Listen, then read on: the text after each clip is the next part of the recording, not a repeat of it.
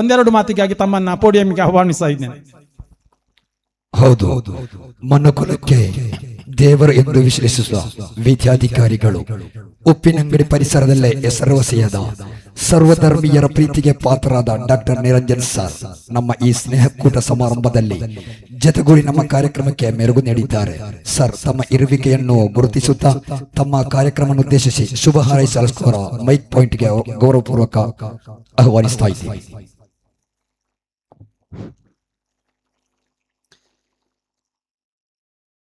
ದರ್ಗಾ ಶರೀಫ್ ಜುಮ್ಮಾ ಮಸೀದಿ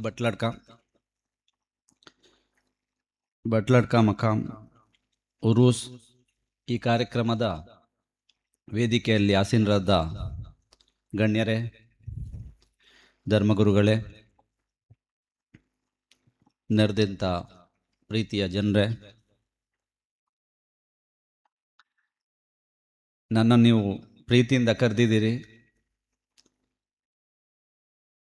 ಅಬ್ಬಾಸ್ರವ್ರು ಬಂದು ಕರೆಯುವಾಗ ಕೂಡಲೇ ಹೇಳಿದೆ ಬರ್ತೇನೆ ಅಂತ ಹೇಳಿ. ಯಾಕಂದರೆ ಅವರು ತುಂಬ ವರ್ಷದಿಂದ ನಮ್ಮ ಆತ್ಮೀಯರು. ಅಷ್ಟೇ ಅಲ್ಲ,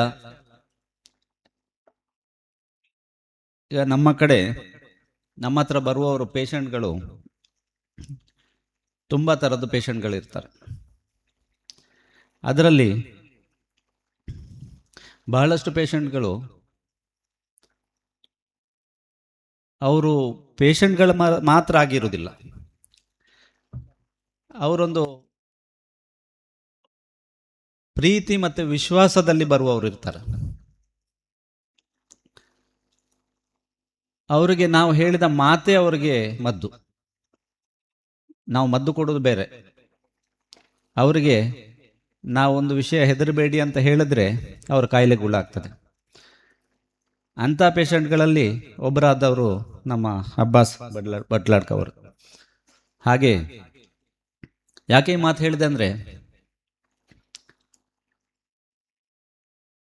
ಒಬ್ಬ ವೈದ್ಯ ಮದ್ದು ಕೊಟ್ಟು 100ಕ್ಕೆ 100 ಬಂದ ಜನರನ್ನು ಗುಣಪಡಿಸಲಿಕ್ಕೆ ಸಾಧ್ಯ ಇಲ್ಲ. ಯಾಕಂದರೆ ಅದು ದೇವರ ಹತ್ರ ಮಾತ್ರ ಸಾಧ್ಯ.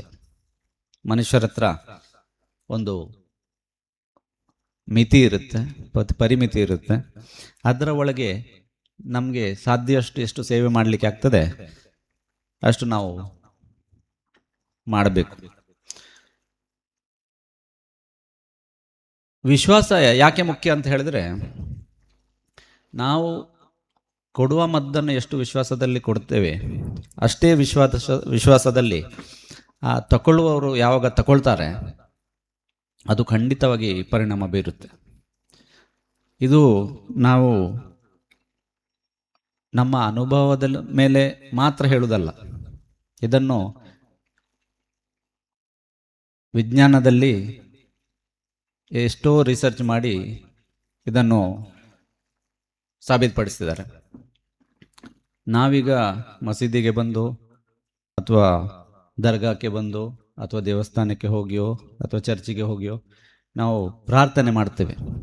ಯಾರಾದರೂ ಒಮ್ಮೆ ನಮ್ಮ ಇಷ್ಟ ಇದ್ದವರು, ನಮ್ಮ ಮನೆಯವರಾಗಲಿ ನಮ್ಮ ಮಿತ್ರರಾಗಲಿ ಹುಷಾರಿಲ್ಲದಿದ್ದರೆ ಅವರನ್ನು ಸರಿಪಡಿಸಿ ಗುಣಪಡಿಸಿ ಅವರನ್ನು ಹುಷಾರಾಗಿ ಮಾಡಿ ಅಂತ ಹೇಳಿ.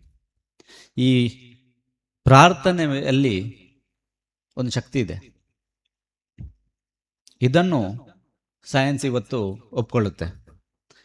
ಮುಂಚೆ ಏನು ಹೇಳ್ತಾ ಇದ್ದಾರಂದರೆ, ನೀವು ಮದ್ದು ತಗೊಳ್ಳಿ, ಪೂಜೆ ಮಾಡೋದೆಲ್ಲ ನಿಮಗೆ ಬಿಟ್ಟದ್ದು, ಪ್ರಾರ್ಥನೆ ಮಾಡೋದು ನಿಮಗೆ ಬಿಟ್ಟದ್ದು, ನೀವು ಬೇಕಾದರೆ ಮಾಡಿ ಬಿಡಿ, ಗುಣ ಆಗೋದು ನಮ್ಮ ಮದ್ದಲ್ಲಿ ಮಾತ್ರ ಅಂತ ಹೇಳಿ. ಇವತ್ತು ಎಷ್ಟೋ ಜನ ಇದ್ದಾರೆ ಡಾಕ್ಟರ್ನವರಂತ ಹೇಳುವವರು.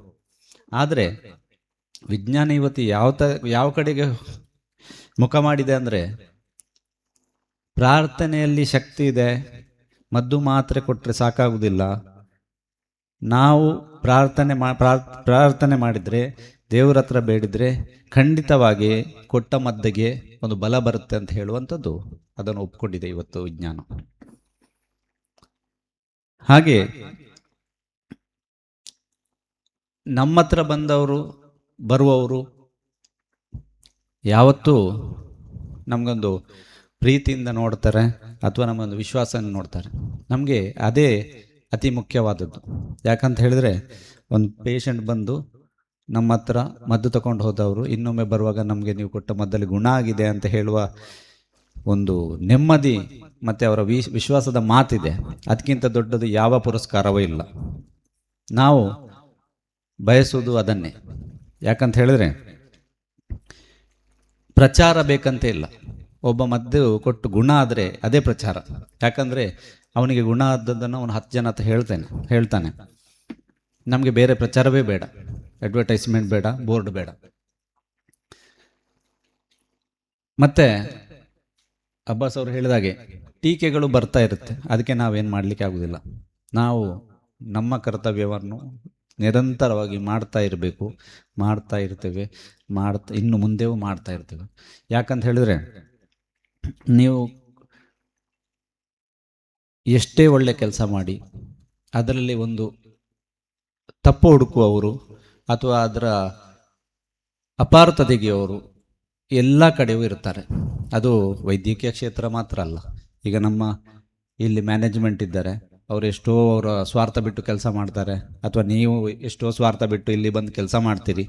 ಆದರೂ ಹೇಳುವವರು ಇರ್ತಾರೆ, ಅದು ಸರಿಯಾಗಲಿಲ್ಲ, ಇದು ಸರಿಯಾಗಲಿಲ್ಲ, ಅಲ್ಲಿ ಮೇಲೆ ಕೆಳಗೆ ಮೇಲೆ ಏನಾದರೂ ಹುಡುಕ್ತಾರೆ. ಅದು ನಮ್ಮ ತುಳುವಲ್ಲಿ ಹೇಳ್ತೇವೆ ನಾವು, ಬೆಂಜನದು ಕಲ್ಲು ನಾಡ್ನು ಅಂತ. ಅಂದರೆ ಮನಸ್ಸಿಲ್ಲದಿದ್ದವರು ಯಾವ ರೀತಿಯೂ ಅದನ್ನು ಹುಡುಕ್ಬೋದು. ಆದರೆ ವಿಶ್ವಾಸ ಇದ್ದವರು, ಪ್ರೀತಿ ಇದ್ದವರು, ಎಷ್ಟೇ ದೊಡ್ಡ ತೊಂದರೆ ಇದ್ದರೂ, ಎಷ್ಟು ತಪ್ಪಿದ್ರೆ ಕುಂದುಕೊರತೆ ಇದ್ದರೂ ಅದನ್ನು ಅವಗಣನೆಗೆ ತಗೊಳ್ಳುವುದಿಲ್ಲ. ಹಾಗೆ ಇವತ್ತು ತುಂಬ ಮಾತಾಡೋದಿಲ್ಲ, ಎಷ್ಟು ನನ್ನೊಂದು ಹೃದಯದ ಮಾತನ್ನು ಹೇಳಲಿಕ್ಕೆ ನೀವು ಬಂದು ನನಗೊಂದು ವೇದಿಕೆ ಕೂತ್ಕೊಳ್ಳಿಕ್ಕೆ ಇಲ್ಲಿ ಬಂದು ಪ್ರೀತಿಯಿಂದ ನನ್ನನ್ನು ಆಹ್ವಾನಿಸಿದಿರಿ, ನನ್ನನ್ನು ಸ್ವಾಗತಿಸಿದಿರಿ, ನಿಮ್ಮೊಟ್ಟಿಗೆ ಇರಲಿಕ್ಕೆ ಒಂದು ಅವಕಾಶ ಕೊಟ್ಟಿದ್ದೀರಿ. ಮತ್ತು ಈ ಪರಿಸರದ ಜನರ ಪ್ರೀತಿಗೆ ನನ್ನ ತಲೆಬಾಗಿ ಇಲ್ಲಿ ಬಂದು ನಿಮ್ಮೊಟ್ಟಿಗೆ ಇರುವುದಕ್ಕೆ ಒಂದು ಅವಕಾಶ ಕೊಟ್ಟದಕ್ಕೆ ಎಲ್ರಿಗೆ ತಲೆಬಾಗಿ ನಮಸ್ಕರಿಸ್ತಾ ನನಗೆ ಅವಕಾಶ ಕೊಟ್ಟದಕ್ಕೆ ವಂದನೆಗಳನ್ನು ಹೇಳ್ತಾ, ದೇವರು ಈ ಕ್ಷೇತ್ರವನ್ನು ಇನ್ನಷ್ಟು ಬೆಳಗಿಸಲಿ, ಇದರ ಶಕ್ತಿಯನ್ನು ಜನರಿಗೆ ತೋರಿಸಿಕೊಡಲಿ, ಜನರಿಗೆ ಇದರಿಂದ ಇಲ್ಲಿ ಬಂದು ಪ್ರಾರ್ಥಿಸಿ ಆದಷ್ಟು ಇನ್ನಷ್ಟು ಪ್ರಯೋಜನ ಸಿಕ್ಕಲಿ ಅಂತ ಹೇಳಿ ದೇವರ ಹತ್ರ ಕೇಳ್ತಾ ನನ್ನ 2 ಮಾತನ್ನು ಮುಗಿಸ್ತೇನೆ. ನಮಸ್ಕಾರ.